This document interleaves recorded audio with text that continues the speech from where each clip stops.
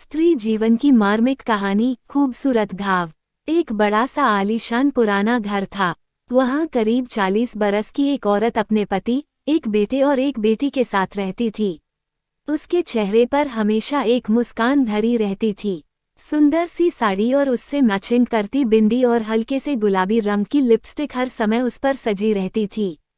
अपनी उम्र की गहरी होती लकीरों को फाउंडेशन की परत से छुपाने की कोशिश करती वो एक चलती फिरती सुंदर तस्वीर ही लगती थी। घर के छोटे से बगीचे में हरे भरे सुंदर फूलों के पौधे करीने से गमलों में लगे थे। मेन दरवाजे से अंदर घुसते ही भगवान जी की एक सुंदर बड़ी सी मूर्ति स्थापित थी और मोगरा अगरबत्ती की खुशबू का झोंका यकायक सांसों को महकाने लगता। एक कोने की तिकोनी मेज पर ताजे अखबार और पत्रिकाएं थीं। दूसरी ओर शेल्फ पर रखी हुई आधुनिक फ्रेमों में जड़ी कुछ तस्वीरें बड़े ही सलीके से रखी थीं। उस बड़े से हाल में से एक दरवाजा किचन की ओर खुलता था, जहां सलीके से रखे बर्तन और वहां की साफ सफाई उस औरत की सुघड़ता को दिखला रहे थे। सामने वाली दीवार पर एक बड़ी सी पेंसिल स्केच वाली एक ड्राइंग फ्रेम में लगी बड़ी प्यारी लग रही थी और उसके कोने में उस औरत का नाम लिखा था। अपने हाथ में एक कपड़ा लिए वो डाइनिंग टेबल पर रखी प्लेटों को पोंछकर सजा रही थी। सलाद की प्लेट को सजाना और फलों को फ्रिज से निकालकर टेबल के सेंटर में रखना, ये सब काम हो रहे थे कि अचानक से उसके मोबाइल की बेल बजी और उसने झट से बोला, हेलो, पर मैंने तो खाना बनाया है, और फोन कट गया। फिर उसके चेहरे पर थोड़े मायूसी के बादल आए पर दूसरे ही पल वह सहज हो गई, क्योंकि बच्चों के स्कूल से वापस आने का समय था। इसी दिनचर्या में से समय निकालकर वो औरत बाहर भी जाती, बच्चों की किताबें लेने, साहब की पसंद की सब्जियां लेने, घर को घर बनाए रखने का सामान लेने। स्कूल से लौटते अपने बच्चों को दोनों बाहों में भर लेती और बच्चों के साथ पति का इंतजार करने लगती। बच्चों की आंखों में अपनी मासूम मांग के पूरे होने की चमक होती कि माँ दिन भर कहीं भी रहे, पर उनके स्कूल से लौटने से पहले उन्हें घर में उनके पसंदीदा खाने के साथ माँ हाजिर मिलनी चाहिए। यही हिदायत पति जी की भी थी। ये सारी दिनचर्या एक घर की रहती ही है आमतौर पर, और हर दूसरी औरत के पूरे दिन की कहानी भी यही रहती है। पर उस औरत की एक बड़ी मुश्किल थी कि उसकी अपनी हंसी, जो कभी खिलखिलाहट से गूंजती थी, वह नदारद थी उसके चेहरे से। जो संतुष्टि के भाव होते हैं, वे उसकी फाउंडेशन की परत के नीचे कहीं दबे थे। वह ढूंढती थी अपनी वह हंसी, पर नहीं मिलती थी वो उसे अपने पास। बच्चे, जो अब बच्चे नहीं रहे थे, हंसकर पूछते, क्या खो गया है मैम?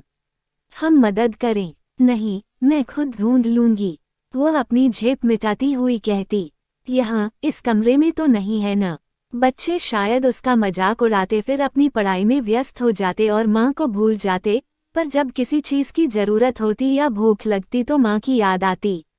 बेटी, जो अब यौवन की दहलीज पर खड़ी थी, पूछती, हे मम्मी, जस्ट चिल। तब लगता कि आज की ये पीढ़ी कितनी सहजता से बातों को कह लेते हैं, और एक हम हैं कि अपने इमोशनल मन के चक्रव्यूह में ही फंसे रह जाते हैं। ऐसे ही चक्रव्यूह में फंसी वह औरत, जो एक सहज हंसी नहीं हंस पाती थी, उसे लगता था कि वह एक मुखौटा ओढ़े रहती है हर पल। अपनी बहन से बात करते हुए, अपनी सबसे प्यारी सहेली से भी वो अब वैसी सहजता महसूस नहीं करती थी। मन खुल नहीं पाता था उसका। कुछ था जो उसे खुश होने से रोकता था। शाम हुई और बच्चे घर से बाहर खेलने निकले तो वह चुपचाप अपने कमरे में गई। साड़ी उतारी और अपने ब्लाउज की दाहिनी बाजू को जरा सा खिसकाया और सामने की टेबल पर रखी बेटनोवेट की स्किन क्रीम को दाहिने कंधे पर दिख रहे गहरे लाल रंग के बड़े से निशान पर मला और वापस ब्लाउज को ठीक से पहनकर दोबारा साड़ी ओढ़ ली। फिर से थोड़ा फाउंडेशन लगाया और पलकों के कोनों पर जो नमी आ गई थी उसे पोंछा और आंखों को अच्छा दिखाने के लिए काजल का एक स्ट्रोक लगा लिया। फिर से वही गुलाबी रंग की लिपस्टिक लगाए और अपने होठों पर एक मुस्कान को भी सजा लिया। तो क्या यह एक घाव था जो उसे हंसने से, खिलखिलाने से रोकता था? शादी के 18 सालों में जाने कितने ऐसे घावों को वह छुपा छुपा कर रखती रही है, चुपके से मलहम लगाकर एक झूठी मुस्कान सजाकर सहज होने की कामयाब कोशिश करती रही है। शरीर के घाव तो वह बेटनोवेट लगाकर भर लेती थी, पर उसकी आत्मा पर जो जख्म थे, उनके लिए कोई दवा नहीं थी। वह रिश्ते थे, दर्द भी करते थे, पर दिखते नहीं थे किसी को भी। रात को जब बच्चों का खाना निपट गया तो पतिदेव की कार का हॉर्न सुनते ही वो लपक कर दरवाजा खोलने गई। आज कुछ ज्यादा काम था। थोड़ा हिचकिचाहट के साथ पूछा। कोई जवाब नहीं। पत्नी का दिन कैसे बीता, बच्चों की पढ़ाई की कोई चिंता नहीं। एक सुघड़ पत्नी के होने का यही आराम रहता है जीवन भर पतिदेव जी को।